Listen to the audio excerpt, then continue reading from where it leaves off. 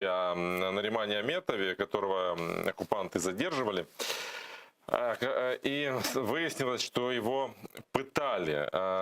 В нашей ситуации мы какую можем сейчас помощь оказать, во-первых, Нариману, если она ему нужна, и как мы можем защитить его права?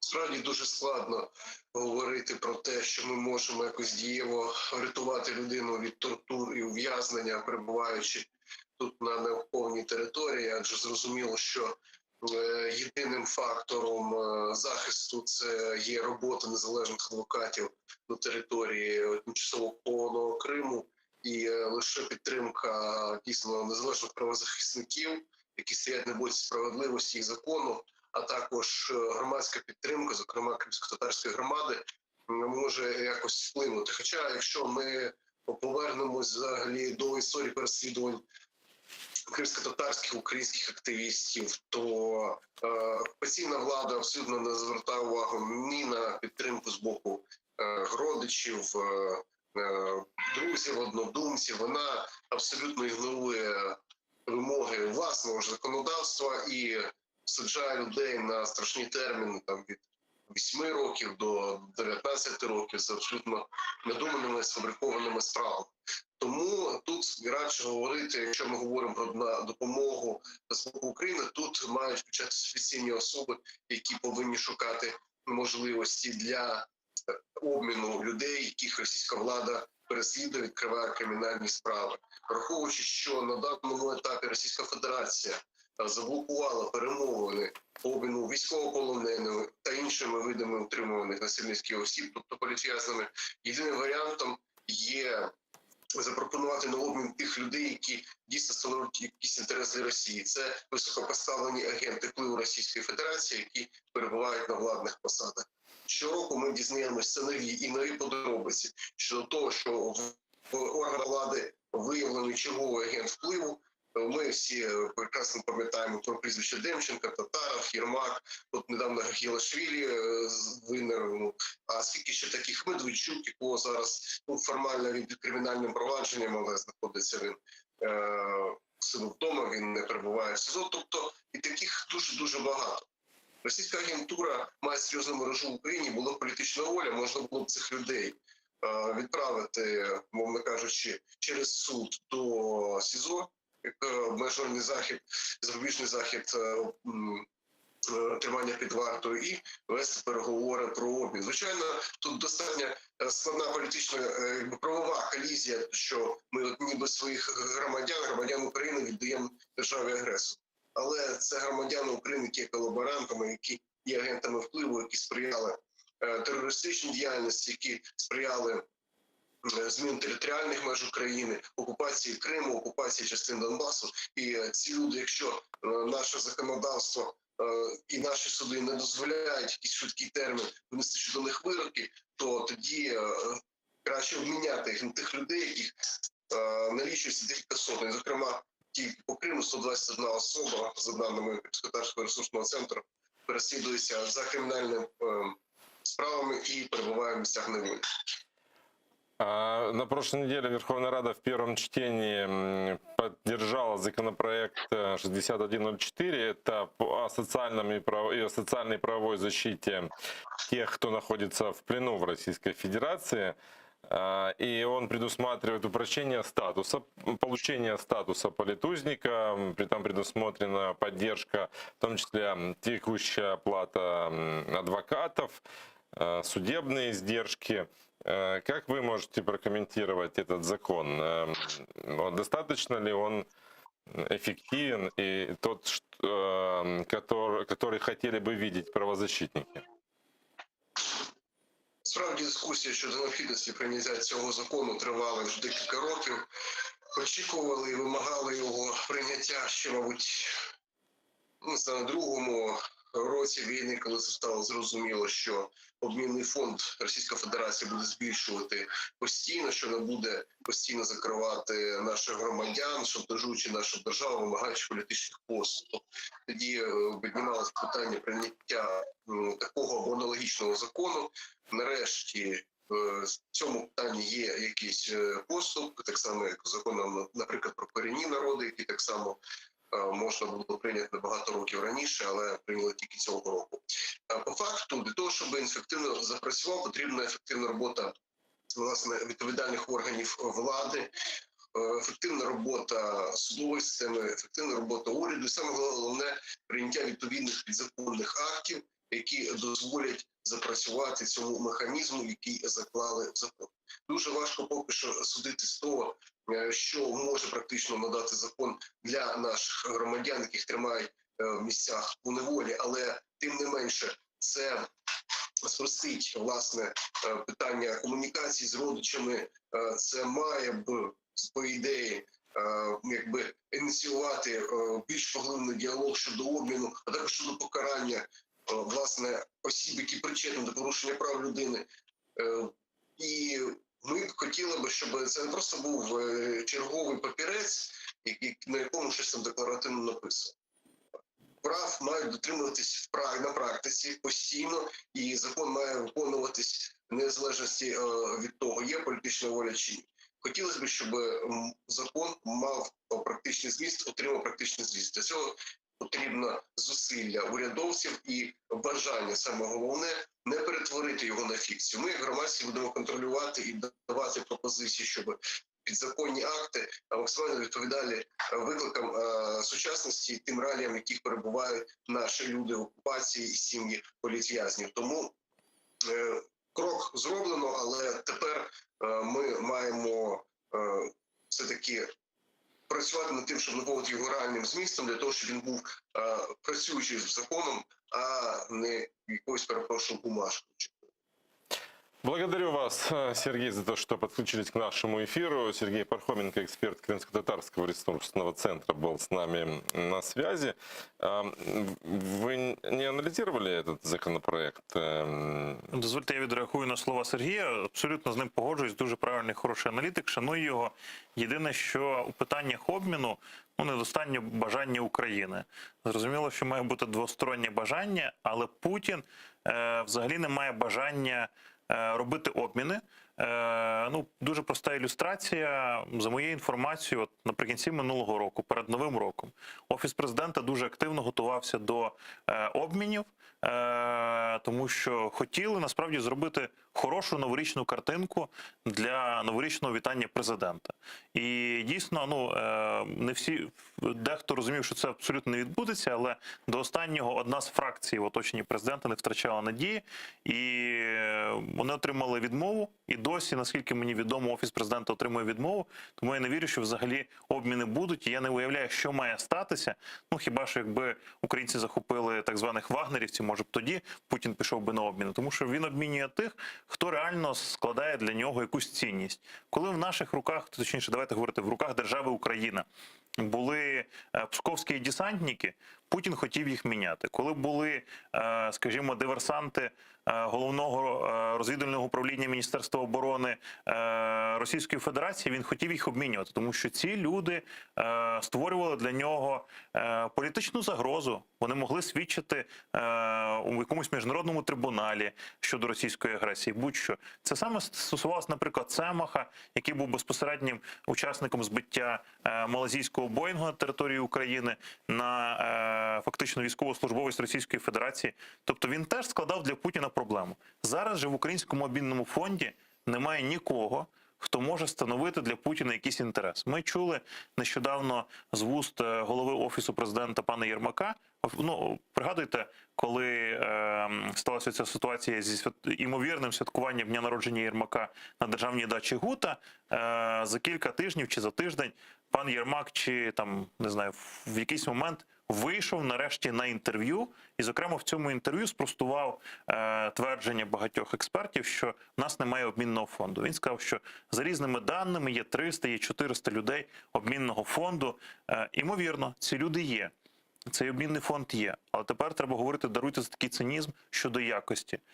Ці люди не становлять для Путіна інтересу. Можливо, це були агенти впливу Російської Федерації в Україні, цілком можливо. Але ці люди не володіють тією інформацією, яка може загрожувати Володимиру Путіну. Тому зараз на обміни він не піде. І, звісно, тут, підтримуючи слова Сергія, хотілося б, щоб всі обміни відбулися. І потрібно боротися за наших людей в російському полоні.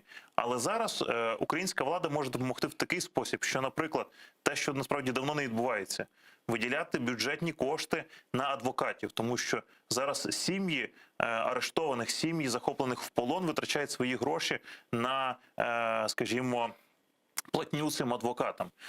Знову ж Ну, таки, так этот проект закона это и предусматривает. ні, абсолютно, я з вами абсолютно згоден, але влада в якийсь момент, оточення Зеленського, це зробило. В якийсь момент влада гучно говорила про те, що дивіться, ми допомагаємо сім'ям, значить, кримчан, які перебувають у полоні, але на цьому чомусь інтерес влади зупинився. Очевидно, це так само має бути, так само, з чого ми почали нашу розмову з телеканалу АТР. Підтримка родин наших полонених має бути таким самим пріоритетом і таким самим складовою кримського питання, як і підтримка єдиного кримсько-татарського телеканалу, який мовить на територію Криму. Ну, смотрите, ведь большой обмен был, да, когда Владимир Зеленский стал президентом. Нам удалось вернуть и Олега Сенцова, и Дема Бекирова, которого обвиняли. Там. Романе, але ми знаємо секрет цього обміну. Тоді у руках України був Цемах. І це головний секрет, чому вдалося цей обмін провести. Бачите, що Володимир Зеленський, він ж не був однаковий, коли його обирали. Володимир Зеленський змінюється. І його ставлення до війни на Донбасі, до Криму, до переговорів з Путіним теж змінюється. Єдине, що тільки не змінюється, бажання Зеленського зустрітися на переговори з Путіним. Я насправді не можу, я як політичний аналітик, не можу собі пояснити, що практично Зеленський хоче отримати від переговорів з Путіним. Немає насправді навіть теми для розмови. Можливо, ми і захочемо говорити про, скажімо там, про виведення російських військ, але Путін цього не хоче. І коли ми чуємо заяви Піскова, Пісков вже постійно озвучує бажання Путіна. Коли Путін видав оцю, пам'ятаєте, статтю на своєму сайті про так звані там російський і український народ, яка зводилась фактично до того, що ніякої України не існує, ніякого українського народу не існує, ніякої української державності не існує, а все один народ. І Пісков запропонував Зеленському зустрітися з президентом Путіним, щоб обговорити цю статтю. Це насправді насмішка. Це відверта дипломатична насмішка, дипломатичною мовою Зеленському пояснили, що ми можемо зустрітися з вами на тих умовах, на яких ви ніколи не хочете зустрітись. Так не формулюється ідея зустрічі. Тому Зеленський дійсно змінився, і це варто констатувати. Якщо спочатку Зеленський говорив, що достатньо просто перестати стріляти і нужно договоритися десь посередині, за 2,5 роки фактично на посаді президента він зрозумів, що цю війну не можна так просто зупинити, що Путіна не можна так просто зупинити, і Російську Федерацію не можна так просто зупинити. Потрібно діяти хитріше. І, очевидно, знаєте, коли в мене на ефірах питають, як можна розв'язати питання Криму і Донбасу, його можна розв'язати тільки тоді, коли ми почнемо працювати на розвал Російської Федерації. Це завжди така відповідь. До того, коли наші спецслужби і наша українська влада навіть стратегії не має щодо Російської Федерації, нам не потрібно говорити взагалі про питання окупованих територій. Перемовини з Путіним ні до чого не призведуть, на превеликий жаль. І от в тому і секрет цього великого обміну, що в наших руках був Цемах. Зараз, даруйте, але мій такий прогноз, моє таке моделювання, ніяких обмінів не буде, тому що Путіна абсолютно задовольняє та ситуація, яка є. Окупований Крим і, скажімо, окупована частина Донбасу і тліючий конфлікт на Сході, який надає можливості розвитку нашої держави. Путін, подивіться на, скажімо, Російську Федерацію, на стратегію їхньої діяльності. Вони таким самим чином стримують Грузію від розвитку, таким самим чином стримують Молдову від розвитку і тим самим чином стримують Україну. Тому Путін абсолютно влаштовує та ситуація, яка зараз є в Україні. Если мы говорим о перспективах развала Российской Федерации, вот вам как историку вопрос, какие-то исторические сегодня есть, исторический контекст для этого? Я переконаний, і я про це говорю дуже часто, що на руїнах Російської Федерації постане як мінімум 30-40 незалежних держав. Зрозуміло, що це буде неймовірний геополітичний переділ. Постане, на мою думку, щонайменше дві конфедерації. Це конфедерація кавказьких народів. Якщо ми уважно почуємо, почитаємо насправді аналітиків, пов'язаних з Кавказом, представників кавказьких народів, вони завжди про це говорять і пишуть. Просто в Україні у нас немає інтересу суспільного до того, щоб почути наших союзників з Кавказу. Наступне питання – це теж федерація, яка може постати, народи вільного Ідель-Уралу, це і Татарстан, це і Ерзянь-Мастор, і Башкортостан, тобто ряд республік, які можуть виникнути. Зрозуміло, що природньо поява таких республік, постання таких республік і розвал Російської Федерації викликає зараз занепокоєння, повірте, вже багато років викликає занепокоєння у американців. І якщо ми пригадаємо з вами так звану цю легендарну промову президента Буша старшого, так звана ця котлета по-київськи, коли він приїхав незадовго до розвалу Радянського Союзу, він приїхав в Україну і з трибуни парламенту Української Радянської Соціалістичної Республіки закликав українців не розвалювати Радянський Союз. Тому що аналітики в оточенні Буша поставили йому дуже просте питання. Хто лишиться з... Чи даруйте, я можу помилятися, здається, Рейган мав цю промову. У них тоді постало питання, хто залишиться з ядерною зброєю? І коли вони зрозуміли, що ядерна зброя залишається в руках Російської Федерації, в руках України, Білорусі, вони активно почали говорити про ядерне роззброєння, тому що для них це було основне питання. І те саме питання зараз постає у владних кабінетах Сполучених Штатів, хто залишиться з російською ядерною зброєю. І ще одне, що непокоїть, тому що це все можна прочитати, наприклад, у аналітиків Georgetown Foundation, вони пишуть про імовірність громадянської війни на території Російської Федерації. Тобто вони припускають можливості, що не може бути, скажімо, мирним шляхом розвалу Російської Федерації, тому що постане питання, наприклад, кордонів цих нових республік, які будуть проголошені. Наприклад, той самий Ерзянь-Мастор, він займає набагато більшу територію, ніж займає сучасна Мордовія. Потрібно сказати, що більшовики, насамперед Ленін, Сталін, вони дуже добре знали географію і історичну географію. І що найкумедніше, до речі, Ленін найкраще знав українців, ніж самі українці себе знали. Тому що він прекрасно знав історичну географію, наприклад, Лівобережної України. Створені, наприклад, Ленін розробив певну концепцію, Сталін її вже втілював. Створені в час Голодомору області, райони, вони абсолютно не відповідали історичним кордонам областей і земель українських, які існували в старосвітській Україні, і існували певні, знаєте, такі економічні, традиційні зв'язки між певними населеними пунктами. Те саме зробили і в Російській Федерації. Вони прекрасно знають ареали розселення, наприклад, ерзян, удмуртів, башкірів, казанських татар. І вони свідомо змінювали території, переселяли певні народи з тих територій, де вони осіли, закладаючи, знаєте, таку певну, як би сказати, запобіжники від того, що може статися розвал Російської Федерації і можуть бути проголошені нові держави. Тому, наприклад, Ерзянь-Мастор, Мордовія – це тільки половина Ерзянь-Мастора. Тобто, за яких обставин відбудеться, знову ж таки, розвал і утворення нових республік. Наступне питання – це неймовірна міграційна криза. І очевидно, що на Україні теж позначиться ця міграційна криза, тому що величезна кількість мешканців Російської Федерації, очевидно, буде тікати і до Білорусі, і до України. І врешті-решт те, що найбільше лякає американців, це на фоні, і, до речі, Західну Європу, що Російська Федерація є певною буферною територією від Китаю. І в умовах посилення Китаю і Сполучені Штати, і Західна Європа насправді боїться розвалу Російської Федерації. Але тут знову ж таки потрібно говорити, чи не скористається Китай з розвалу Росії. Тому що Китай, насправді, який веде зараз активну експансію на Далекому Сході Російської Федерації, повільну, хитру експансію. Тому що фактично китайські корпорації викуповують у Російської Федерації цілі населені пункти.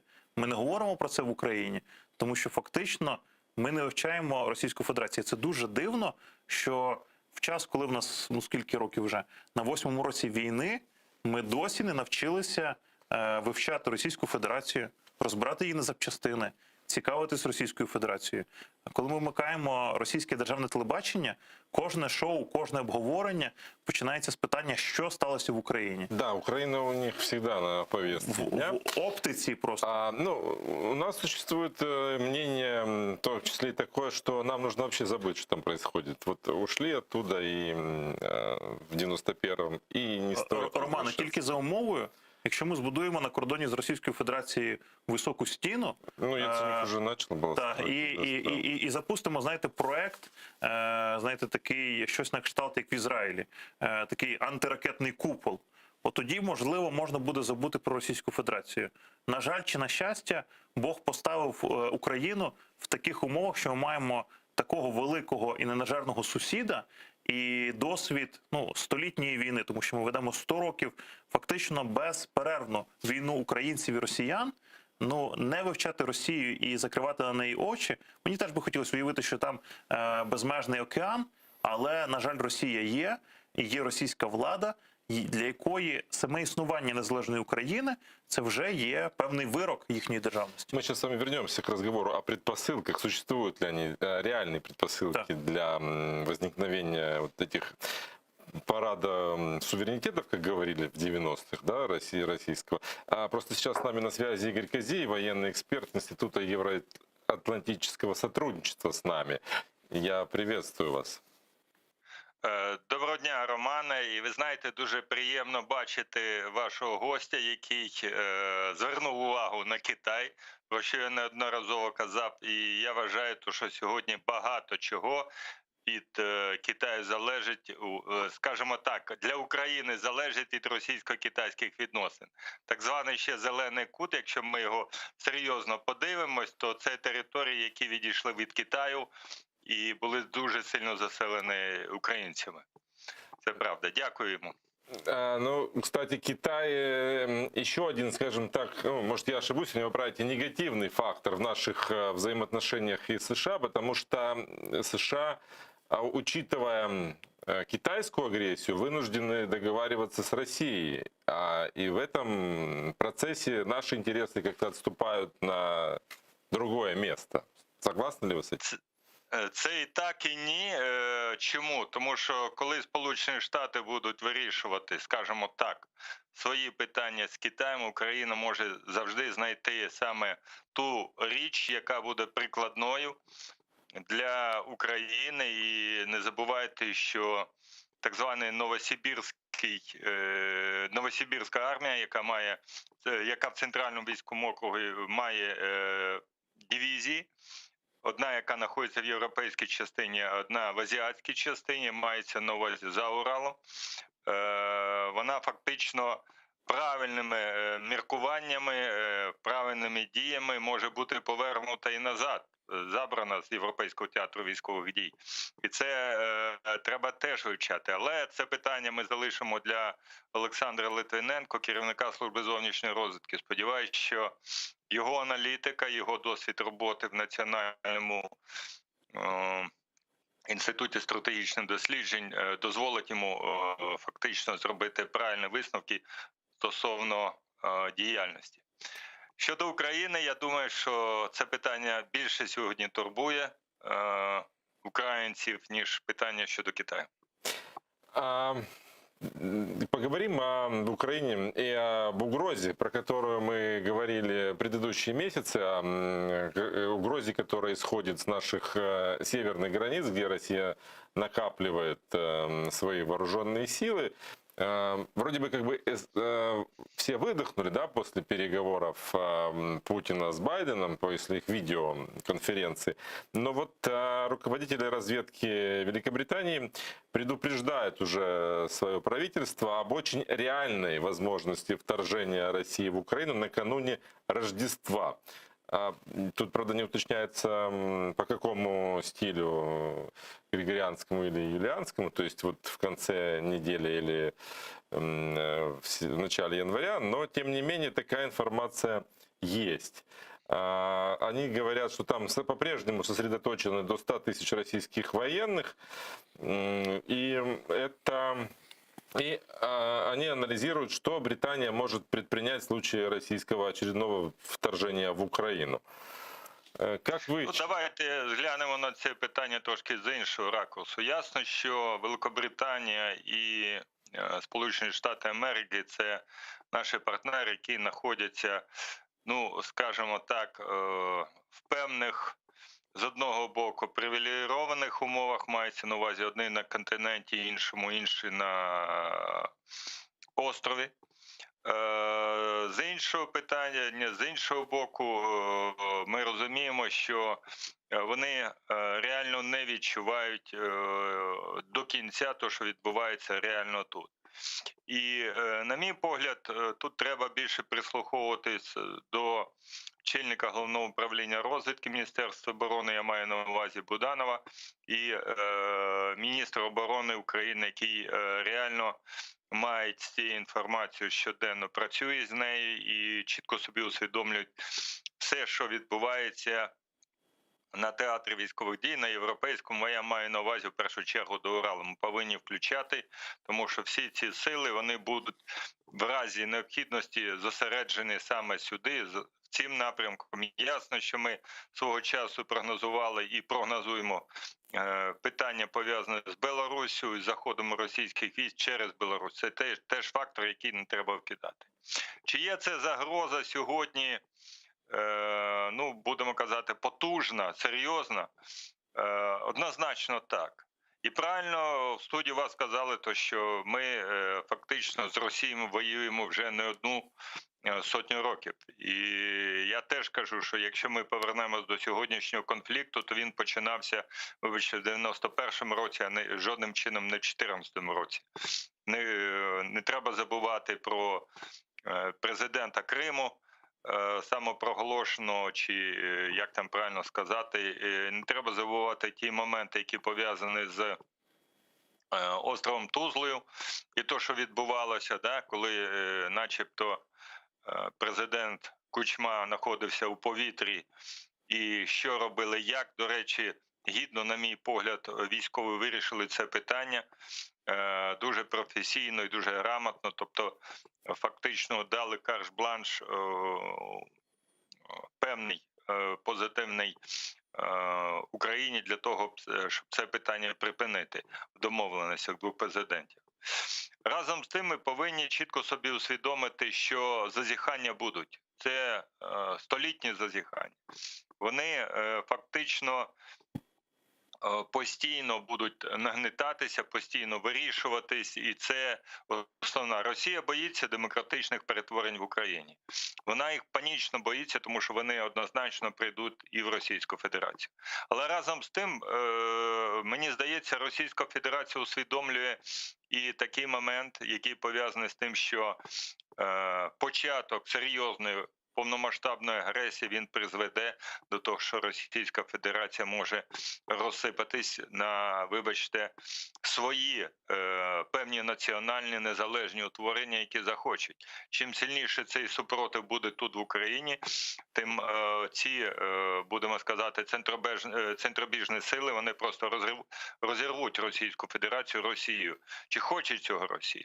Правильно було згадано Китай, який має зазіхання повернути собі, вибачте, не 600 островів і 38 чи 36 тисяч гектарів землі, які після відповідної угоди в 2005 році підписано між Китаєм і Російською Федерацією було зроблено, а значно більше. І от всі ці речі, мені здається, прораховують і в Російській Федерації. Нам боятися нема що, ми захищаємо свою власну землю. І абсолютно, знаєте, якщо казати серйозно, то оцей серйозний супротив, який поступово збільшується в Україні, все-таки погодьтесь, коли вже більше третини населення готові боронити свою територію з зброєю в руках, то це багато про що свідчить. Я не думаю, що в Російській Федерації є такий високий відсоток, незважаючи на все інформаційне, ну, будемо казати, отруєння населення Російської Федерації незрозумілими речами. Тому давайте собі в першу чергу не будемо паникувати, як хтось із класиків казав, да, спокійно чистити власну зброю. Тому нам треба готуватися серйозно, однозначно. Ми зробили багато кроків, якщо ми кажемо про територіальну оборону. Да, дійсно називаються дати 24 грудня, вони саме так лунали. Але, ще раз кажу, реалії відслідкуємо тут. Ми серйозно і чітко собі усвідомлюємо, що в інформаційному полі є не тільки інформація, але і дезінформація. Тільки реальні пересування військ, реальне, будемо казати, наближення чи реальні ознаки наступу може чітко засвідчити, що вже настав час ще, чи день де. Благодарю вас за то, что подключились к нашему разговору. Игорь, спасибо вам большое. Игорь Козий, военный эксперт и Института евроатлантического сотрудничества был с нами на связи. А у нас остается не так уж много времени, и все-таки Тут хочется... лишається тільки з паном Ігорем погодитись. У мене немає що сказати на противагу, тому що абсолютно погоджуюсь з його аналітикою.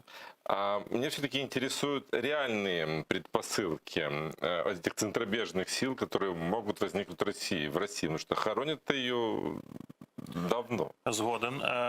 Розумієте, останні роки надзвичайно загострилось, ну, будемо так казати, колоніальний статус регіонів. Фактично, ми можемо на пальцях перерахувати ті міста в Російській Федерації, скажімо, які можна умовно назвати міста для життя. Москва, Санкт-Петербург, Єкатеринбург, і таких міст не є так багато. Все решта – це фактично території для викачки ресурсів, газу, нафти, вугілля, лісу. І це починає зароджувати дуже потужні місцеві, ну, насамперед, наприклад, екологічні активістські організації, які починають проти цього протестувати. Пізніше це все виливається у, скажімо, протистояння проти утискання їхніх національних особливостей. Наприклад, зараз зі швидкістю світла закриваються школи, національні школи, де можуть викладатися мови. Наприклад, та сама ерзянська мова, чи можемо назвати дуже простий приклад. Не так давно, здається, рік тому, в Іжевську публічно себе спалив удмуртський активіст Альберт Разін. Він спалив себе якраз на знак протесту проти русифікації, тому що вже фактично удмуртською мовою мало хто говорить, і її мало де можна вивчити. І це все федеративний центр зводить до рівня, знаєте, таких певних обрядових, традиційних якихось речей. І все це народжує у цих регіонах ненависть до федеративного центру. І зрозуміло, що такі невідворотні рухи можуть початися з послабленням федеративного центру. Федеративний центр може ослабнути, скажімо, в умовах смерті Путіна, усунення від влади Путіна, тому що зрозуміло, що в його оточенні, попри все, існують фракції, які готові навіть піти на те, щоб усунути Путіна, тому що вони розуміють, що під загрозою їхні золоті мільярди, які зберігаються на Заході, і все тільки через оцю імперіалістичну поведінку Путіна, і багато хто з його оточення цим не задоволений. Наступне, знову ж таки, між цими елітами в оточенні Путіна теж може бути своєрідна війна за владу. І зараз дуже важко спрогнозувати Росію після Путіна, після, скажімо, ослаблення чи, скажімо, економічних проблем в Російській Федерації. Ми бачили, що фактично розвал Радянського Союзу стався через економічне ослаблення. Таке економічне ослаблення може повторитися, і це якраз вплине на оці невідворотні процеси. Ну і наступне, що насправді в цих регіонах є досить активні національні сили, які борються за самовизначення і незалежність своїх держав. Просто ми про них не говоримо. А повірте, цих активістів буквально щодня, як і кримських татар у Криму, так само удмуртських активістів, скажімо, башкірських, чи, скажімо, ерзянських, чи татарських активістів, чи не щодня арештовують. У них проводяться обшуки в будинках, але фактично медіа вільних країн, в тому числі і медіа українські, дуже рідко звертають увагу. А Україна якраз могла би стати голосом із цих поневолених народів і розповідати всьому світу, що Російська Федерація коїть із поневоленими народами. Спасибо вам большое. Спасибо, что пришли к нам в студию. Наше время подошло к концу. Андрей Ковалев, кандидат политических наук, историк, был с нами на связи. Я, прежде чем попрощаться, напомню, что вы всегда можете подписаться на наш YouTube-канал, потому что пока у нас есть отсрочка от отключения от спутникового вещания, осталось там буквально 8 часов. И если это произойдет, то мы сможем достучаться до жителей оккупованных территорий, оккупованного Крыма только при помощи интернета, и поэтому будем вещать на YouTube. И поэтому подписывайтесь на наш YouTube-канал и оставайтесь с нами. Спасибо, что доверяете.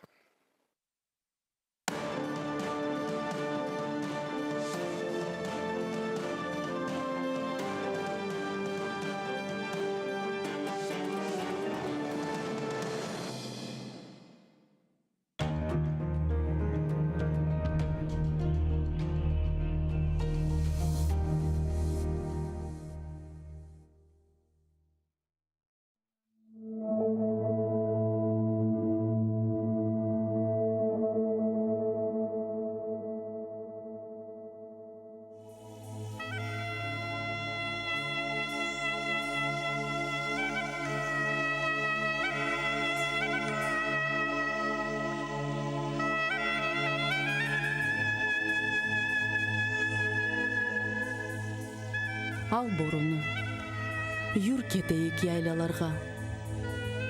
Чал бір ава, чал бір пешрав, бір қайтарма. Чал бір нағме, барсын етсін йылдызларға. Чал, ақса да берсін дауыш далғаларға. Мен бар сесім іле ерлайымче ай ольмен мен. Эм Порт-Артур, эм Шомполны, Уралдағыны. Сесім кетсін, эм долансын Қырымны. Барсын етсін бұжақларға, таманға. Ерларым мен бар сесімнен елге қаршы. Батақларны қайнатып, сел ақтырып. Барыме қастетмеңіз ел ұзатып. Бар келір, ұқым сүрер, ақылы олып. Ачар вишнем көпіріп, ачар бадем. Филис атар қадимдағда ағачлар. Шымал беттен келген суық боранлар. Yok olacak. Kaçar, bakır, borudan.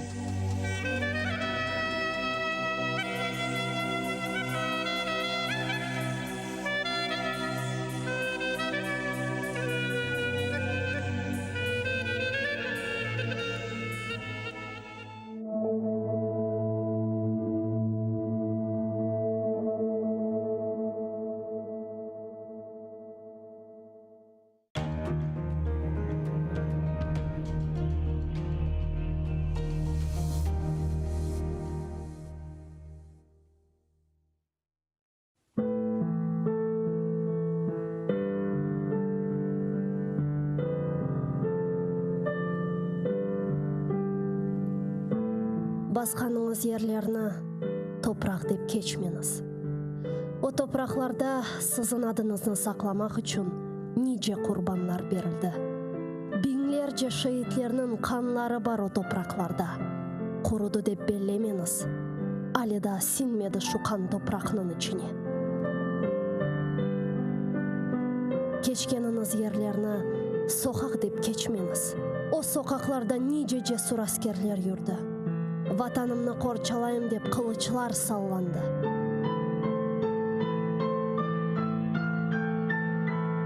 жүргенiniz аралыкларда иханетлер де oldu элбет. Сапланды ханчерлер сыртларга. Көтергенiniz байракны тамгалы басма деп кечмеңиз. О байракнын устунда шерефиңиз, намусуңуз, итибарыңыз бар. Көтеріңіз ең yüksекlerге, ең төпелерге, көк yüzü ile paylaşsın renkini. Керек olsa onun için nişan olunuz. Bir ketken can nedir ki? 1000 can ketse feda olsun ona. Kıyamet ölüm mu? Bu mu felaket? Asıl felaket bayrağımızın yerde savrulmasıdır. Utanınız efendiler, eginiz başlarınızla. Titreydir şımdalımızga bakıp ecdatlarımızın kemikleri. Kırdı evimizge düşman kuvalmayık. Sesimiz çıkmaz oldu, korkuğa daldık. Utanınız efendiler. Gayip olgan ruhunuzdan utanınız. Bayrağını köterip olamagan ellerinizden utanınız. Men utanam.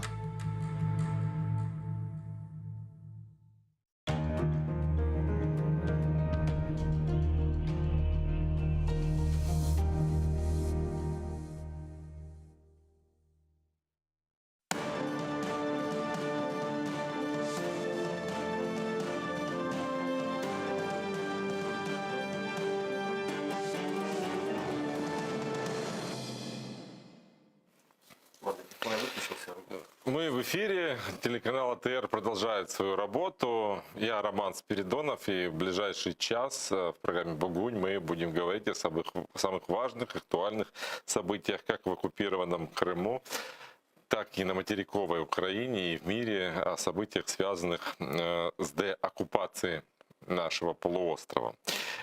И прежде чем начать работу, я напоминаю, что вы всегда можете нас поддержать, подписавшись на наш Patreon или подписаться на наш YouTube-канал. Тем более, что YouTube-канал уже, возможно, через 8 часов станет основным источником связи нашего телеканала с оккупированным Крымом. Фактически связи Украины с оккупированным Крымом, потому что уже в эту ночь провайдер спутниковой связи, телекомпания Spacecom, должна была отключить нас от эфира из-за возникшей задолженности, которая, в свою очередь, возникла из-за государственного недофинансирования нашего телеканала. Идут переговоры, руководство телекомпании прилагает все усилия, чтобы этого не произошло, а если произойдет, то будет временным. И вот есть временная отсрочка в надежде, что этот вопрос мы сможем уладить. Но насколько сможем, тоже не очень понятно, потому что уже есть реакция Министерства реинтеграции временно оккупированных территорий. И вот СМИ пишут со ссылкой на министра реинтеграции Ирины Верещук, и она пишет, вот могу процитировать ее заявление языком оригинала. Мені дуже прикро, що АТР припинив супутникове мовлення, але вважаю некоректно пов'язувати це з діями Мінреінтеграції. Хочу роз'яснити декілька важливих речей. Держбюджет не передбачає субсидування телеканалу АТР, бо це приватний, а не державний телеканал. Тим паче, що АТР не є єдиним телеканалом, який забезпечує мовлення на тимчасово окуповані та прилеглі території. В бюджеті Мінреінтеграції на 2021 рік було закладено 50 мільйонів гривень на задоволення інформаційних та культурних потреб громадян на тимчасово окупованих та прилеглих територіях. Ці кошти було спрямовано на закупівлю контенту від відповідних телеканалів. За відповідними договорами телеканал АТР в особі ТОВ ТК «Атлант СВ» мав отримати 25 мільйонів гривень. Цю угоду було виконано в повному обсязі. АТР отримав 25 мільйонів, тобто 100% від суми. Також слід зазначити, що вищезазначеному ТОВ ТК «Атлант СВ» належить дитячий телеканал «Лялє», в якого було закуплено контент на 3 мільйони гривень. Отже, ТОВ ТК «Атлант СВ» за свої послуги отримала з держбюджету 28 мільйонів гривень. Чому після цього телеканал АТР припинив супутникове мовлення, мені достеменно невідомо, оскільки власник телеканалу є приватною господарською структурою, то вважаю, що за припинення мовлення несе відповідальність керівники та власники ТОВ ТК «Атлант СВ». Вот такое заявление министра реинтеграции Ирины Верещук мы узнали. Значит ли это, что вопрос, может быть, решится, потому что, насколько я понимаю, были договоренности, ну, прежде всего, перед тем, как формировался бюджет на этот год, в прошлом году, была договоренность о выделении необходимой для существования телеканала суммы в 50 миллионов гривен, и только удалось в результате переговоров в феврале договориться о закупке контента нашего телеканала на 25 миллионов. Потом летом во время переговоров нашего телеканала с Министерством реинтеграции была договоренность о еще одной закупке на почти такую же сумму, тоже на 25 миллионов гривен, о которой сегодня Ирина Верещук не говорит и не вспоминает. Но тут речь даже не в этом, да, о том, не столько об этом, а о том, что Ирина Верещук называет телеканал частной структурой, которая не должна финансироваться государством и, собственно, само должно решать свои финансовые проблемы. А вот об этом я хочу поговорить с гостем нашего часа, Дмитрием Воронковым, политологом, политтехнологом и журналистом. Он с нами в студии. Я приветствую вас, Дмитрий. Здравствуйте. А вот как вам такой тезис, что частный телеканал, выкручивайтесь как можете, мы вам помогли, а все остальное делайте сами? Мне кажется, что если власть ставит перед собой задачу, как приоритетную, да, оккупация территорий оккупированных, в том числе Крыма и Донбасса, то мне кажется, что это особые должны быть преференции для определенных СМИ, которые осуществляют вещание на данных территориях. Поэтому, конечно, безусловно, это должно быть одним из направлений политики действующей власти по отношению в этом вопросе до оккупации.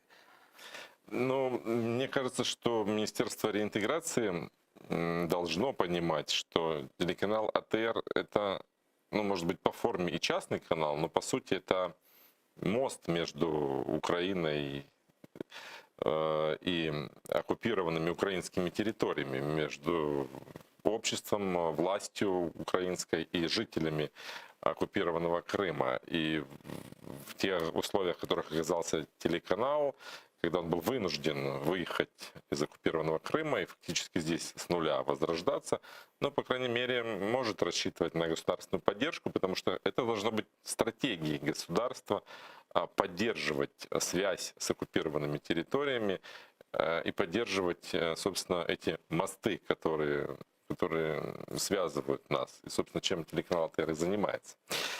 Вот такие новости связаны с телеканалом АТР. Есть же новости еще и из Крыма, которые приходят, и они тоже не всегда, точнее, практически всегда шокируют, потому что каждый раз вроде бы начинаешь привыкать к этому, но все равно, узнавая о них, не можешь к этому привыкнуть. Вот сегодня стало известно о том, что Нариман Аметов из Старого Крыма, которого оккупанты несколько дней назад задерживали, увозили на так называемый допрос, его пытали в застенках ФСБ, он записал об этом видео, мы его покажем обязательно еще в сегодняшних эфирах и в наших выпусках новостей «Заман». Вот есть только, я процитирую некоторые подробности из этого обращения. Нариман пишет: «Я получил третий удар, у меня мозги просто поплыли, я не контролировал ничего, я прокричал: все, я сяду за аппарат». На что он сказал, видимо, речь идет о так называемом следователе, сказал: теперь я буду решать и продолжил наносить удары. Я думал, что уже оттуда не выйду. С ужасом вспоминает события 17 декабря Нариман Аметов. Именно 17 декабря, к нему в дом ворвались оккупанты, его увезли в неизвестном направлении, семья не знала, что происходит, где находится Нариман, что с ним. Только через несколько часов к вечеру он смог вернуться домой и рассказать, что его, оказывается, допрашивали по так называемому делу о диверсии на газопроводе в Перевальном, по которому обвиняемыми в оккупированном Крыму проходят первый заместитель председателя Меджлиса Нариман Джилял и братья Азиз и Асан Ахтемовы. Их, мы знаем, братьев тоже пытали, и подключая электричество к телу. Наримана Джиляла, видимо, побоялись тронуть, но оказывали на него психологическое давление. Вот такие вот новости из Крыма. Вы следите за новостями из Крыма? Ну, безусловно. Как и в целом новостями по миру. Как вы можете, наблюдаете ли вы, как меняется политика оккупантов на полуострове? Она, ну, скажем так, если это можно сказать, устаканивается или наоборот, они набирают все методичнее набирают репрессивные обороты их машины? Нет, я бы сказал, что та политика, которая, на мой взгляд, изначально была задумана, изначально планировалась, она идет по плановом режиме, на мой взгляд. То есть я говорю, да, о милитаризации острова, я говорю о, скажем так, если это можно назвать большим переселением россиян, то есть там строительство и так далее, и когда люди остаются, крымчане, без земли, да, фактически, или вынуждены платить какую-то нереальную аренду, которую раньше не приходилось платить. Вот плюс вопрос воды. То есть мы видим, что как раз коренное население мало интересует. Кремль – это все-таки больше объект военно-политический. Поэтому, и что касается репрессий, ну, мы видим, что особенно что касается крымских татар, это давно отработанная схема ФСБ, российских кураторов, и она, скажем, практикуется без каких-то особых изменений. И, как я уже раньше неоднократно говорил, конечно, безусловно, паспортизация граждан, добровольно-принудительная, назовем так, безусловно, это прежде всего стоит воспринимать как инструменты политические для выборов в Госдуму, например, а также как, ну, если так можно сказать, попытка легализовать эту оккупацию, потому что в случае каких-то конфликтов, да, вернее, диалога, усиления давления на Россию, что для того, чтобы полуостров вернулся в состав России, то Россия может аргументировать тем, что там живут ее граждане, и что фактически это сделать как бы невозможно и будет противоречить международному праву. Этот аргумент может быть серьезно где-то воспринят? В Кремле имеется в виду, что Западом? Ну, там к тем, кому она будет апеллировать, международные суды. У нас Запад падок на дискуссию, дипломатию и так далее. И как, скажем, как рычаг, ну, затягивания процесса, то есть как повод для того, чтобы ничего не делать в этом вопросе, вполне. То есть, то же самое, как мы видим по последним требованиям России по нерасширению НАТО. Это же тоже на самом деле как бы способ, исходя из контента этого документа и требований. Ну, как сегодня написали СМИ со ссылкой на Путина, он сказал, что это не ультиматум, это наши предложения, мы можем на них дискутировать.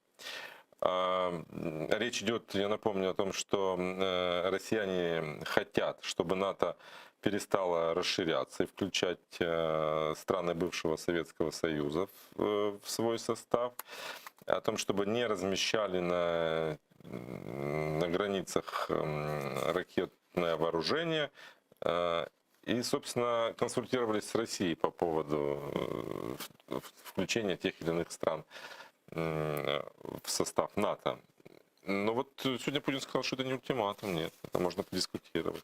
Ну, начнем с того, что сам пакет этих предложений, он изначально невыполним. И я очень сомневаюсь, что в Кремле этого не понимают, потому что речь идет в том числе о выводе войск из стран Европы и Восточного фланга НАТО, ядерное разоружение. То есть даже процессуально это долгий и сложный процесс. Ну, я уже молчу о том, что, скажем так, нарастающая агрессия, да, на карте геополитики и участие России, оно как бы не мотивирует для этого разоружения. То есть я уверен, что в этом отношении Путин прекрасно осознает, что он делает. Также особенно интересно, почему сейчас он отдельным пунктом, требованием или предложением, пусть так даже, упомянул Украину с предложением, чтобы ее не включали в альянс.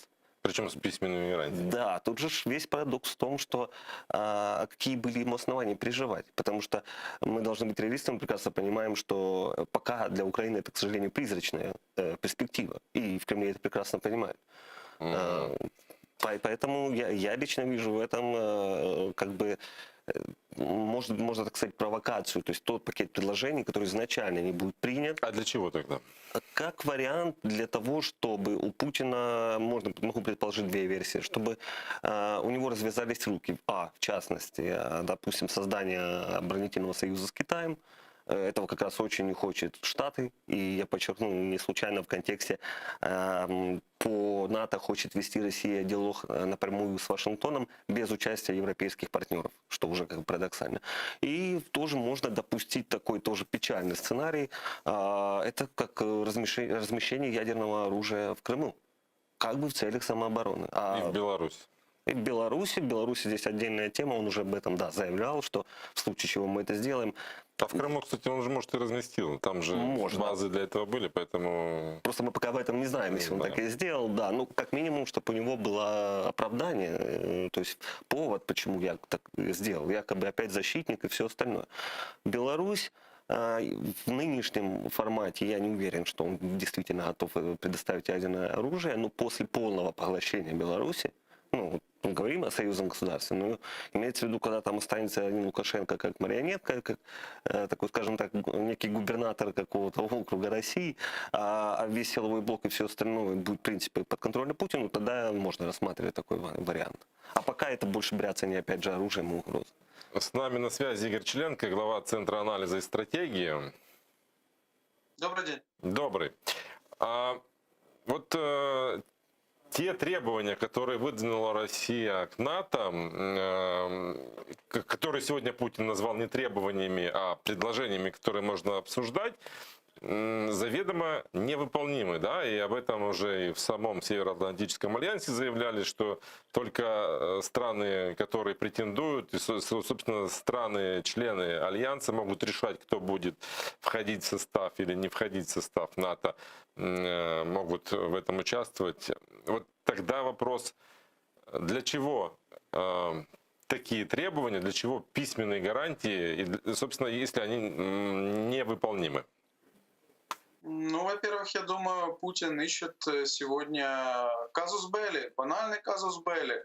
Это будет объяснение, в том числе для собственного народа, если Путин решит все-таки действительно сделать широкомасштабное наступление, то он будет просто говорить о том, что он даже не борется с украинцами как народом, он даже не борется с украинской властью, а он борется на территории Украины со странами НАТО, с которыми боролся Советский Союз во время Холодной войны. Я вообще даже думаю, что скоро мы увидим заявление господина Путина, что Российская Федерация не проиграла Холодную войну, и что противостояние продолжается, потому что ничего, что подписано, не было, а тот, кто придумал, что Холодная война окончилась распадом Советского Союза, пусть думает себе дальше. Скорее всего, мы увидим подобное заявление в дальнейшем. Но, опять-таки, если уходить в корень, в суть тех требований, которые говорит Путин, то, вы знаете, они полностью лишены смысла. Вопрос даже не в том, что он, как третья сторона, не может влиять на дальнейший курс евроатлантической интеграции Украины. Я хочу напомнить, что во время событий аннексии Крыма Украина была государством с провозглашенным внеблоковым статусом. Фактически это говорит о том, что Российская Федерация уже тогда атаковала. Это говорит о том, что Российская Федерация уже атаковала Украину фактически с нейтралитетом и зарала полуостров тогда агрессивно, проведя псевдореферендум. И именно Российская Федерация своими действиями подтолкнула Украину к возврату на евроатлантический путь. То есть сегодня ее заявления, я думаю, делают абсолютно то же самое. И фактически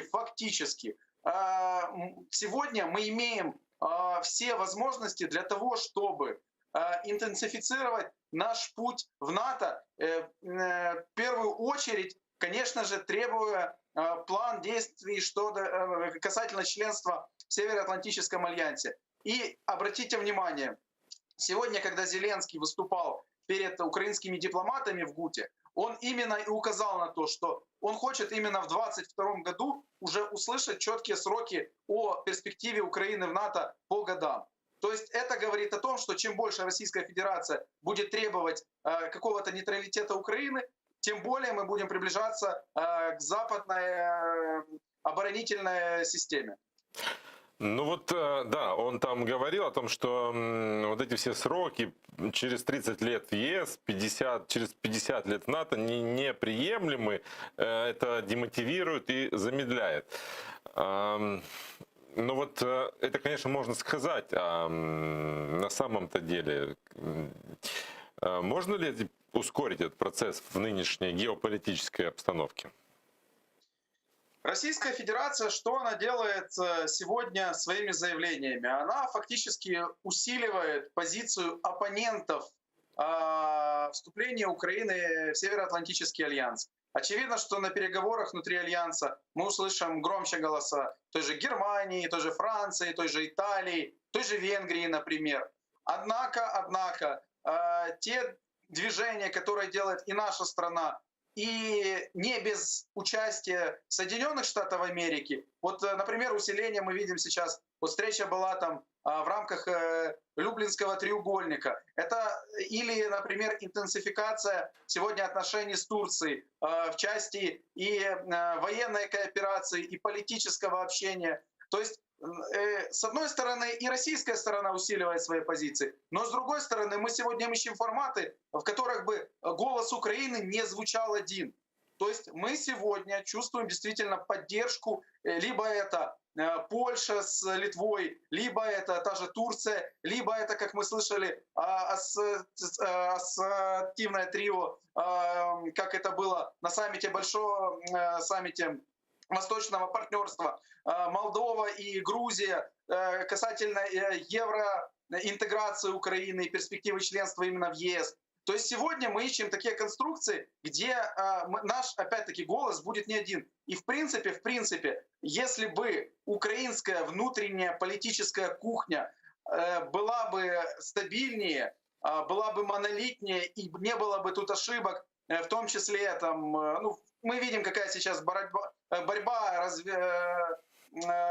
развивается и касательно там определенных там лидеров оппозиции, и касательно представителей большого бизнеса. Я думаю, что эти бы действия были бы гораздо эффективнее. Однако, тем не менее, я думаю, что украинская дипломатия сейчас выжимает максимум возможного, не давая фактически Российской Федерации поглотить нас в том ключе, в котором она нас видит после подписания и Минских договоренностей в 2015 году, и что касается Крыма, что это якобы уже тема закрыта. Нет, тема не закрыта, и мы продолжаем также функционировать в рамках Крымской платформы. Мы видим, она тоже сегодня продолжает свою работу. Поэтому мы сейчас находимся в процессе, и мне хотелось бы быть оптимистом. Единственное, нельзя говорить о датах, потому что мы понимаем, какой у нас сегодня оппонент. Ну вот все-таки желание президента Владимира Зеленского услышать конкретную дату в 2022 году сбудется?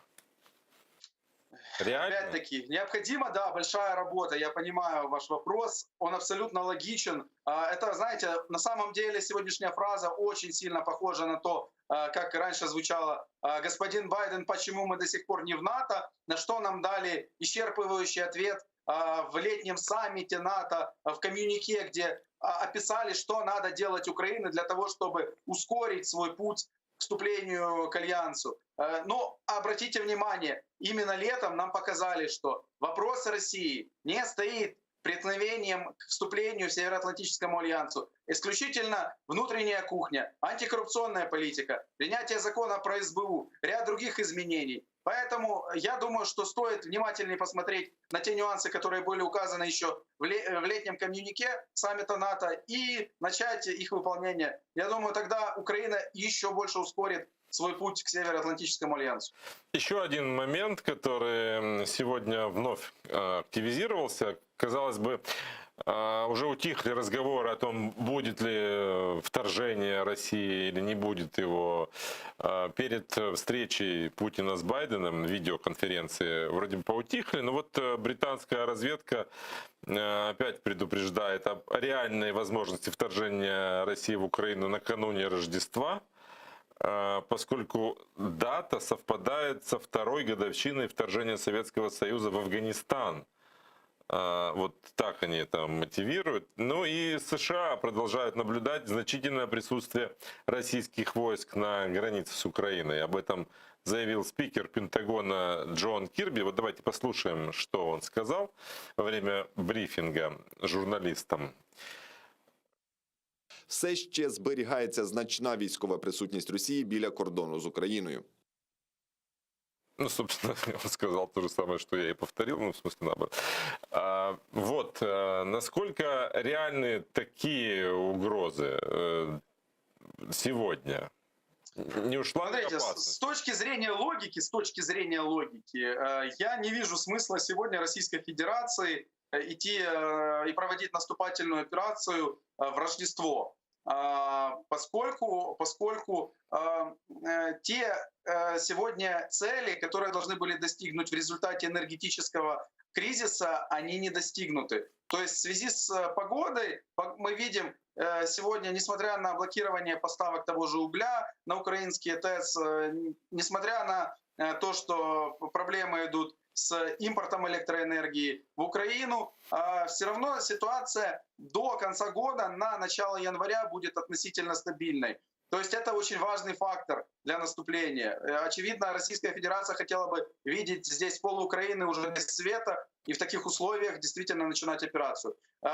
Касательно, знаете, таких дат ключевых для Путина, я думаю, что для него интереснее будет, например, февраль, а именно, по-моему, если не ошибаюсь, 4 февраля 2022 года. Это начало зимних Олимпийских игр в Пекине.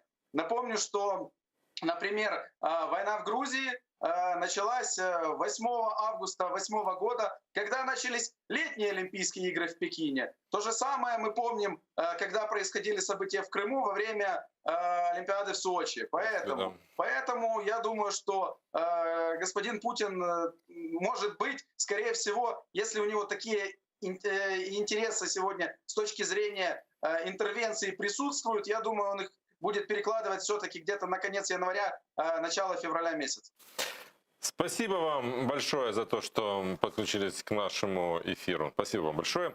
Игорь Черенко, глава Центра анализа и стратегии, был с нами на связи. Дмитрий, а как вы ощущаете, я не знаю, потому что это трудно сказать, как вот, наверное, сам Путин еще не знает, нападет или не нападет, но вот, собственно, как вы ощущаете, возможно такое или нет? Я бы сказал так, что в случае с Путиным все возможно, но если брать объективно, то я вижу в этом алогичный сценарий, поскольку не вижу я причин Путину, скажем так, делать открытое наступление, поскольку все его ихтамнеты и попытки, скажем так, абстрагироваться от российско-украинской войны как участника конфликта, они просто посыпятся прахом. То есть это первое. Второе, тогда мы должны понимать, что тогда идея с сертификацией Северного потока будет заморожена и надолго.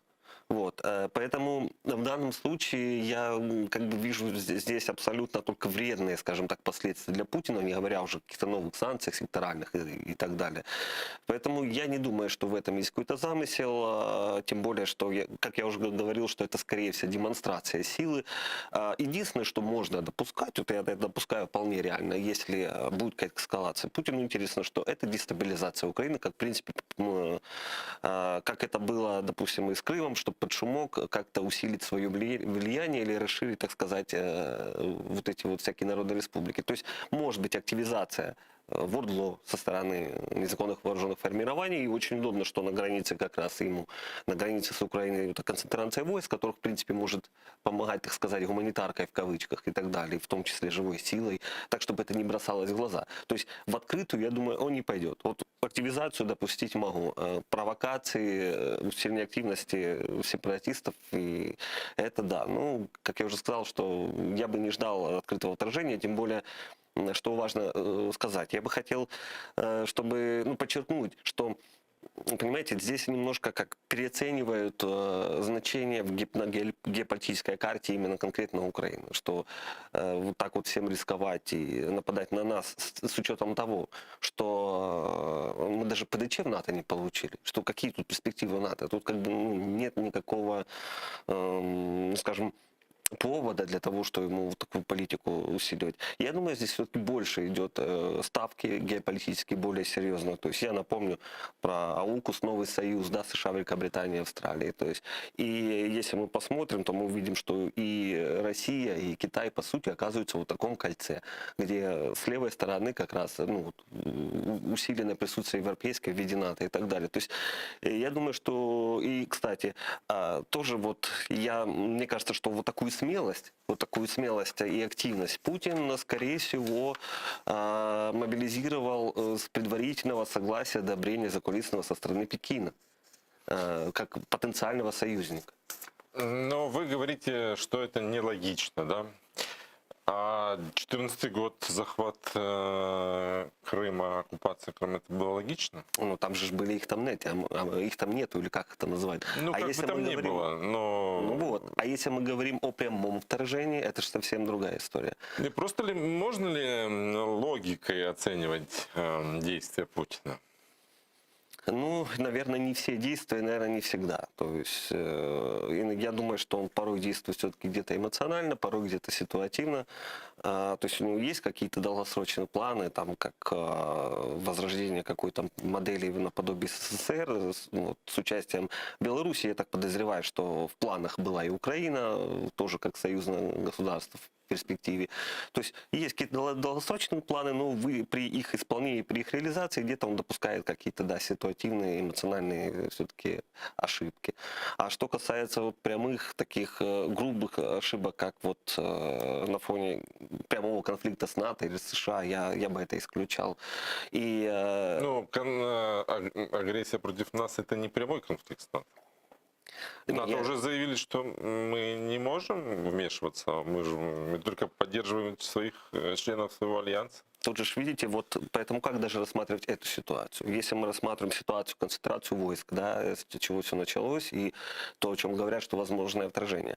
То есть, с одной стороны, казалось бы, какой вот просто агрессор, импульсивный, эмоциональный, в общем, не совсем хороший, да, Путин. Но с другой стороны, он своего добивается тактически, потому что, создав такое напряжение, такой градус напряжения на границе и в геополитике, он потенциально, скажем так, вынуждает, во всяком случае, Европу, будем говорить про европейцев, да, быть осторожнее с Россией.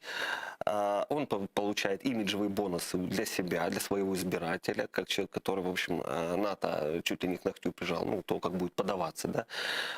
И у тех же самых немцев или кого-то еще, у них будет просто повод говорить: слушайте, ну, давайте не будем усугублять, давайте, как бы, то есть, это, опять же, такой антиблокиатор против новых санкций и так далее. То есть, этот инструмент также действует на то, чтобы, скажем, Запад не был настолько решительный в отношении, в том числе, санкционного давления. Ну вот Соединенные Штаты уже свой перечень озабоченностей передадут России в ответ на гарантии безопасности, которые требует Российской Федерации. Там заявили, что не видят со стороны России шагов, которые бы уменьшили обеспокоенность относительно ситуации у границ Украины. Есть вот и такие заявления, то есть стороны перекидываются заявлениями, мы говорим о том, что нам нужно дать четкие сроки, когда мы вступим в НАТО, и, собственно, непонятно, чем это все закончится. Я думаю, что если смотреть какой-то результат, ожидать какого-то результата, практически здесь нужно ожидать, во-первых, понять, какие конкретно ответные предложения или сценарии предлагает Вашингтон. Нужно просто дождаться хотя бы какого-то промежуточного итога, чтобы увидеть, есть ли какой-то вообще вариант консенсуса между Россией и Штатами. То есть здесь сейчас все висит в воздухе, пока вот эти вот диалог, пока вот эти переговоры идут, в принципе, рано что-то прогнозировать. Очень много зависит от того, какую позицию займут Штаты. Причем, я так полагаю, уже как-то даже об этом говорил, что когда у них была видеоконференция, ну, недавно она была закрыта и так далее. Я думаю, что, ну, во-первых, я сразу сказал, что вот эта инициатива по расширению НАТО, она появится. Конечно, Вашингтон не заинтересован не то что в предложениях, а вообще в собственном ослаблении военного присутствия в Европе. Естественно, здесь не о чем даже говорить. Но вполне резонно, скажем, создавать видимость какой-то дискуссии и, скажем так, кормить какими-то возможными перспективами. Единственное, что я вот думал, что, возможно, здесь получится Байдену уговорить, чтобы Путин отвел войска от границы, чтобы это был такой какой-то бартер, какой-то дружеский жест, в котором бы оба оказались в имиджевых плюсах, скажем так. Но, видимо, все-таки... Не по-пацански это. Да, не договорились, так скажем так, окончательно. Я думаю, что вот эта концентрация, это все-таки у Путина была дальше многоходовочка, и тут отводить войска на данном этапе просто не входило в эти планы. Ну и Северный поток еще ж не сертифицирован до конца. Безусловно, Можно, да. наверное, поддержать свои войска. Ну, Россия же хочет избежать, я так понимаю, реорганизации, то есть она абалдинг, или как там называют это слово? Ну, чтобы не лишаться монополии. Да. И я так понимаю, что просто в Кремле есть интерес проскочить этот юридический момент, но вот газовая директива не позволяет, и тут тоже определенное недовольство есть. А как вы оцениваете наши дипломатические усилия, связанные вот с этой газовой войной и продвижением, спрошу шире, темы деоккупации Крыма? Ну, с чего бы начать? Начну с того, что положительно я оцениваю усилия. Единственное, не совсем непонятно, почему у нас как-то это происходит, знаете, то штиль, то буря, то штиль, то буря. То есть вот у нас, начиная с 2014 года, знаем, какие печальные были события на Донбассе, но был, в общем, период такого, скажем так, затишья о Крыме. Да, сейчас появилась крымская платформа, но сколько же времени прошло? То есть вот были как-то усилия сконцентрированы в отношении Восточной Украины, и вот этот дисбаланс, я бы сказал, что вот это, конечно, минус. То есть, на мой взгляд, какой-то вот, знаете, выдержанной, спланированной долгосрочной стратегии не было разработано изначально по деоккупации. И, к сожалению, новых идей. Вот я приветствую национальную платформу, поскольку это все-таки коллективизация, что ли, нашей позиции, нашей инициативы по деоккупации. Что касается по Донбассу, то здесь глухой тупик вокруг этих Минских соглашений. Вот. И мне кажется, что на данный момент каких-то новых механизмов власть предложить не может, потому что их нет, и ситуация геополитическая еще больше осложнила эти процессы и эти перспективы. То есть все мы ждем, пока Путин уйдет, а Россия развалится. Ну, если разве что будет какое-то глобальное обновление политической элиты в Кремле, то, может, и можно рассматривать. Единственное, я не рассматривал, что Крым добровольно, это очень оптимистично, чтобы нам его вернули. Конечно, работу продолжать нужно, дипломатические усилия оцениваю то, что вот мой коллега сказал касательно на саммите Восточного партнерства. К нам, по-моему, Словения присоединилась, подписала тоже признание наших евроинтеграционных инициатив. То есть постепенно у нас, скажем так, количество наших сторонников, приверженцев украинской евроинтеграции, оно все-таки растет, поэтому нельзя сказать, что ничего не делается. Другое дело, что пока это больше, наверное, идет идеологически консолидационная работа. А что касается вот практической деоккупации, то пока, наверное, нет таких механизмов, нет такой почвы, фундамента, где можно тут какие-то шаги уже было предпринимать. С нами на связи Петр Олещук, политолог, международник, доцент Национального университета имени Тараса Шевченко с нами на связи. Добрый день. Добрый день.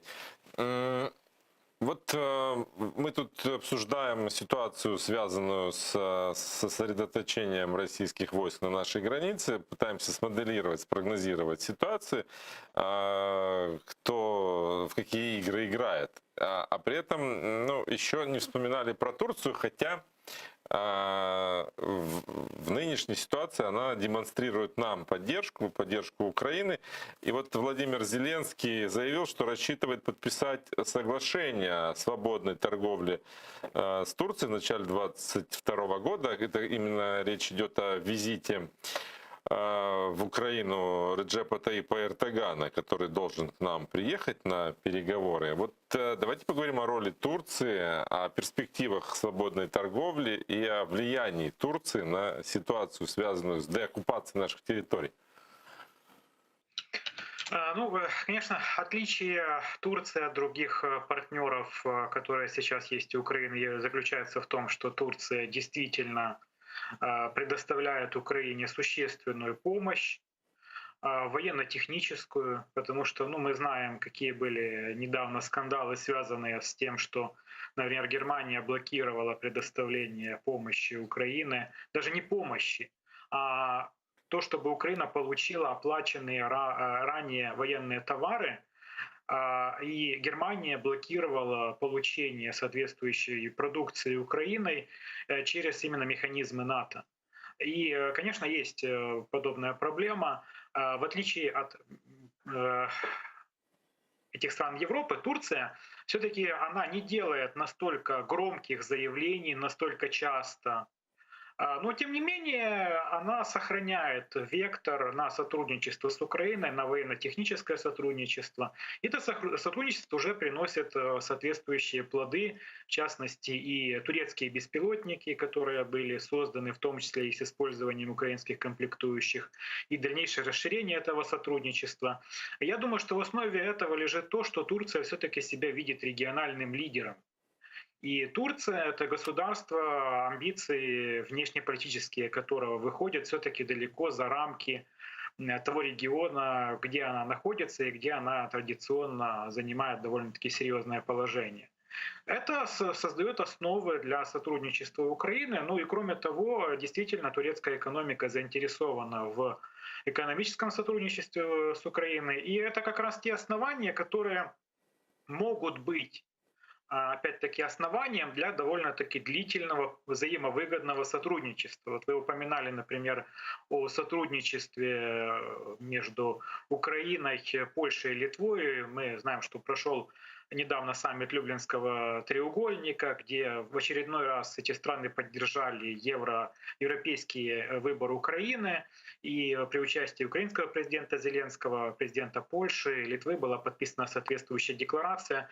Почему этот союз настолько продуктивен? Потому что у нас общие интересы и общие вызовы, связанные с российскими, скажем так, имперскими амбициями и попыткой каким-то образом восстановить в геополитическом смысле Советский Союз или, как ее опять-таки называют, там, Большую Россию. То есть наиболее продуктивные и серьезные сотрудничества налаживается там, где для этого есть определенные конкретные материальные основания. Вот, например, в отношениях между Украиной и Турцией подобные основания есть. Поэтому сотрудничество, оно, возможно, не выглядит настолько громким, не так много каких-то громких заявлений, но оно очень продуктивное и выгодно для Украины. В нынешней ситуации мы слышали буквально недавно заявление Реджепа Таипа Эрдогана, что Турция готова стать посредником, как он сказал, в конфликте между Украиной и Россией.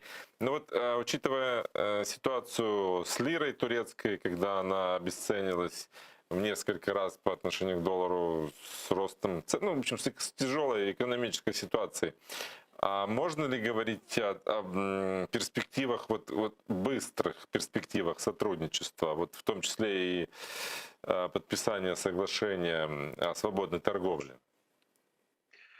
Ну, я думаю, что если это обсуждается, то основания для этого, естественно, присутствуют. Ну и кроме того, любая кризисная ситуация — это одновременно и возможность. В частности, ну, я не берусь делать выводы в плане финансовой стабильности Турции, но все-таки многие экономисты утверждают, что девальвация лиры вместе с тем, что это, естественно, целый комплекс социальных проблем для Турции, для турецкого общества, это одновременно и возможность для турецкой экономики. В частности, привлечение инвестиций, сыграть на разнице курсов для того, чтобы благодаря этому расширять свое внешнеэкономическое присутствие. То есть любой кризис — это одновременно и возможность в правильных руках. И в целом вполне логично выглядит, что в этой ситуации Турция расширяет свое экономическое присутствие и действует в соответствующих направлениях. Поэтому я думаю, что в любом случае потенциал в отношениях между Украиной и Турцией, он довольно-таки серьезен, и я думаю, что он будет углубляться в дальнейшем, ну, поскольку объективно наши интересы во многом все-таки совпадают. И еще хотел узнать ваше мнение по поводу сегодняшнего заявления президента Владимира Зеленского, когда его выступление на встрече с судьями, прошу прощения, с дипломатами в ГУТе, он заявил, что Украина хочет получить четкую временную перспективу членства в НАТО. То есть нужен четкий срок, чтобы нам сказали уже в следующем году. Вот насколько это реально? Ну, в принципе, это политика и это линия, которой придерживается нынешний украинский президент Владимир Зеленский очень давно.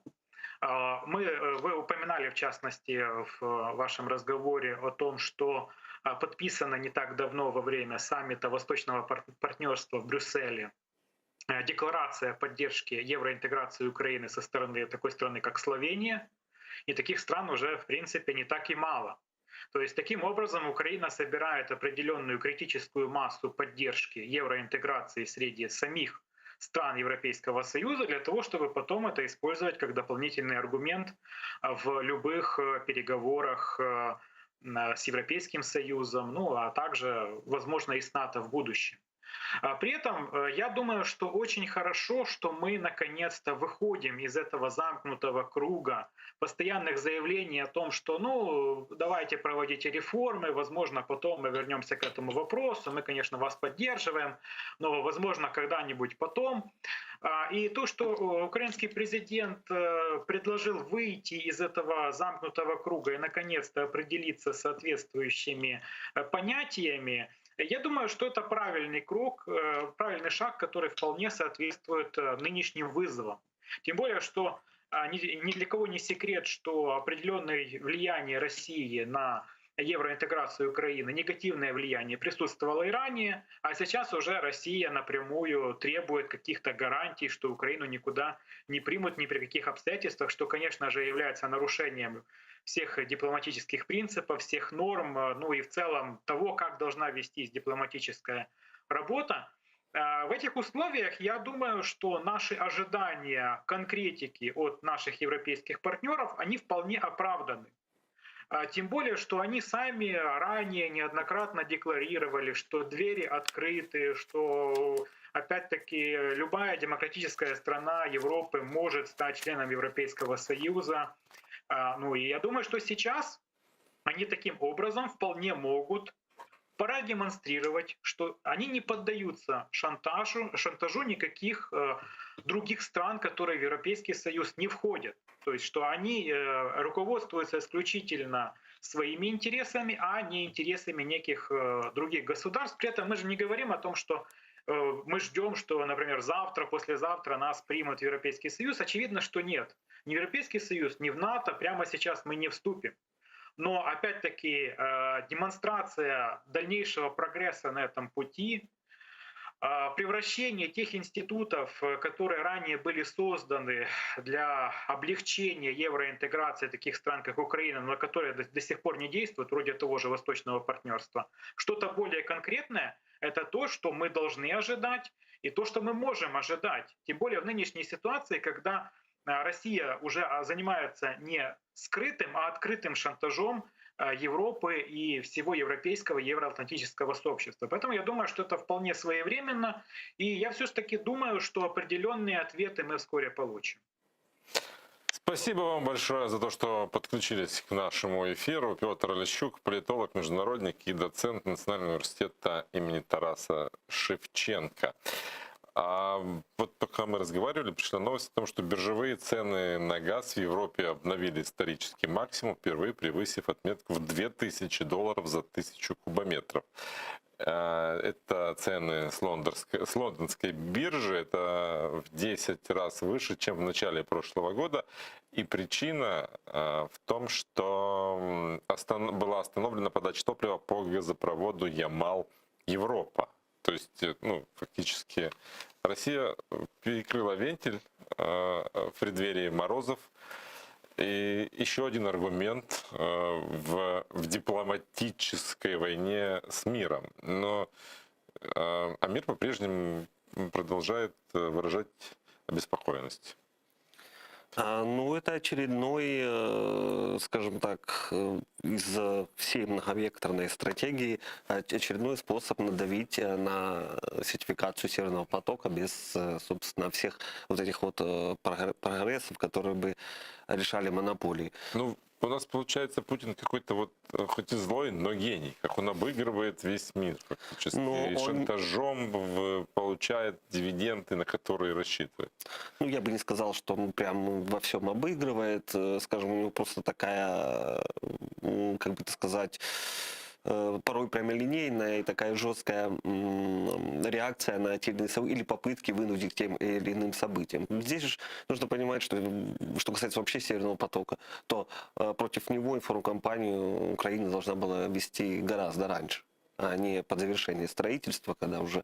И тут же нужно понимать, что есть сильнейшее лобби у России в самой Европе, которая, то есть в виде Германии, которая имеет наибольшее политическое влияние. И, собственно, наряду с Францией они вполне могут, ну, на свою сторону склонять европейцев. То есть у них же тоже Европа, наверное, запущена в этом вопросе, да, кто за Северный поток, кто против. Я так понимаю, что основная цель сейчас просто Берлин это не может сделать на фоне всего происходящего. Но в случае, я так думаю, что запуска этого проекта, я думаю, что цель Бундестага это, скажем, делать такую промо-акцию среди европейских партнеров. То есть это выгодно, дешевле, надежнее, потому что нет конфликта у Берлина как с Россией, как у Украины, да, и так далее. Но для этого нужно дать старт.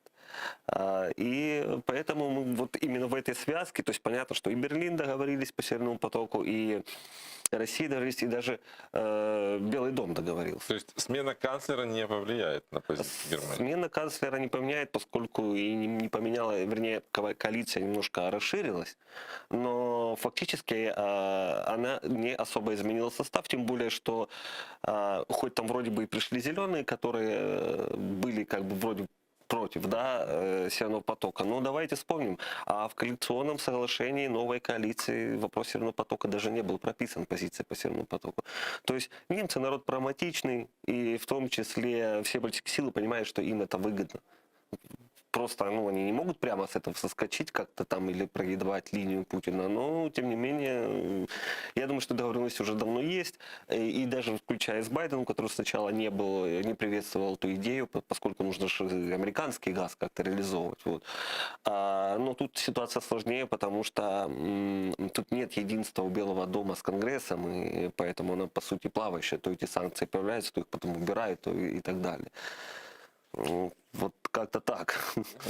Недавно было опубликовано социологическое исследование, которое говорит о том, что каждый третий украинец готов взять в руки оружие в случае открытой войны с Россией, в случае вот прямого вторжения. Как вы оцениваете эту цифру, о том, что каждый третий? Я считаю, что это абсолютно нормальная патриотическая позиция, защищать свою родину, защищать свою семью в случае вот таких, не знаю, форс-мажорных, экстренных, глобальных ситуаций. Это вполне нормальная реакция, тем более, что за все годы войны, за все, скажем так, демонстрацию вот этой российской агрессии, ну, наверное, какой-то градус вот этого вот напряжения, он где-то вырос по отношению непосредственно к Путину, да, я имею в виду, его политике. Поэтому я думаю, что данная статистика показывает, наверное, усталость от того, что нам недружелюбный сосед пытается навязывать свою политику, свои взгляды, и в том числе нашим европейским партнерам. А не говорит это как раз о проигрыше Путина, в его желании поглотить Украину, вместо того, чтобы он это мог сделать, и фактически уже сделал при Януковиче, он ее фактически потерял. Конечно, и здесь как бы проигрыша, ну, так сказать, нет, потому что как-то реанимировать вот ту лояльность, которая украинцев к России, которая была во времена Януковича, ее, я не знаю, сколько надо лет, столетий, чтобы все это забылось. Потому что, ну, какое сейчас отношение изменится? Есть у него определенные, скажем так, политические, пророссийские силы в Украине, через посредством которых он не сможет делать, конечно, какой-то публичный, открытый контроль над Украиной, но в случае, если привести их к власти, скажем так, в доминирующей цифре, то осуществлять через них какую-то прокремлевскую политику, через посредством украинских партий, ну, лояльных как раз Кремлю, да, это вполне вероятно. Именно поэтому, в принципе, Путин по-своему заинтересован в том, что дестабилизация какая-нибудь в Украине полномасштабная, это даже не столько поле для каких-то военных маневров со стороны МВФ и так далее, сколько это повод для очередных выборов, парламентских, президентских и так далее. А это, собственно, возможности провести, протолкнуть в наши руководящие органы своих людей и вот как-то так и руководить издалека, во всяком случае, долгое время какое-то, которое, ну, я же говорю, что он уже, ну, как, чтобы статистика поменялась в пользу Путина и России, ну, я не знаю, что должно для этого произойти. Это он уже как бы обрезал отношения, уже все. Спасибо. Наше время в эфире подошло к концу. Дмитрий Воронков, политолог, политтехнолог и журналист, был с нами в эфире. Говорили мы о Крыме, о деоккупации, о российской агрессии, и о том, как нам с этим жить. А прежде чем я закончу эфир, я напоминаю, что вы всегда можете нас поддержать на Патреоне, подписавшись, и подписывайтесь на наш YouTube-канал, потому что есть такая возможность, вероятность, причем большая вероятность, что телеканал ТР будет отключен от спутникового вещания из-за недофинансирования бюджетного нашей работы. Спасибо, что доверяете. Не переключайтесь.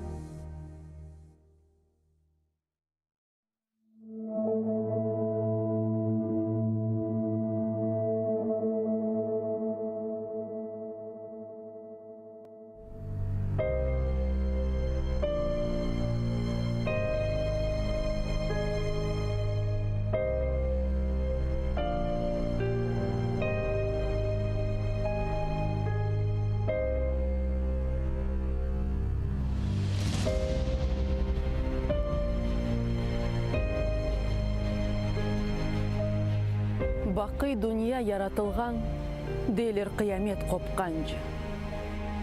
Қалқымыз чоқрақлар, Венеде өзен қошылып олған. Ама біз деңізні yok etmek istегенлерге бір илян. Миллетім бар олыр, Раббіміз яратқан дүния тұрғанжы.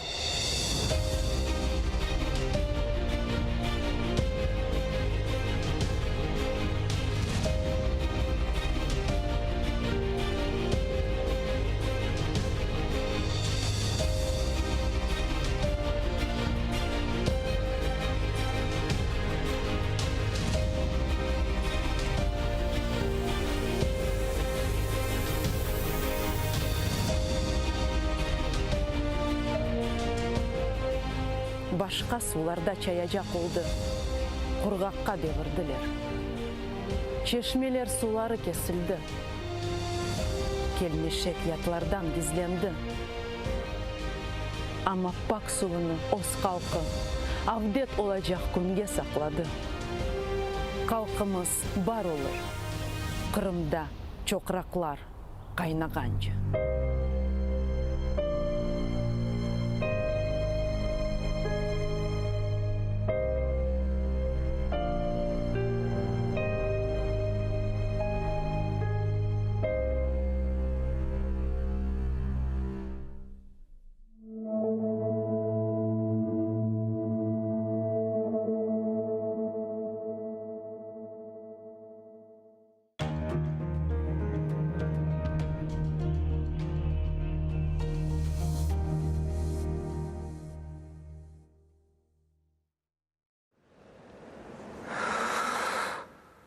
Ишетесіңізме? Мен ақта ұмыттыңызмы?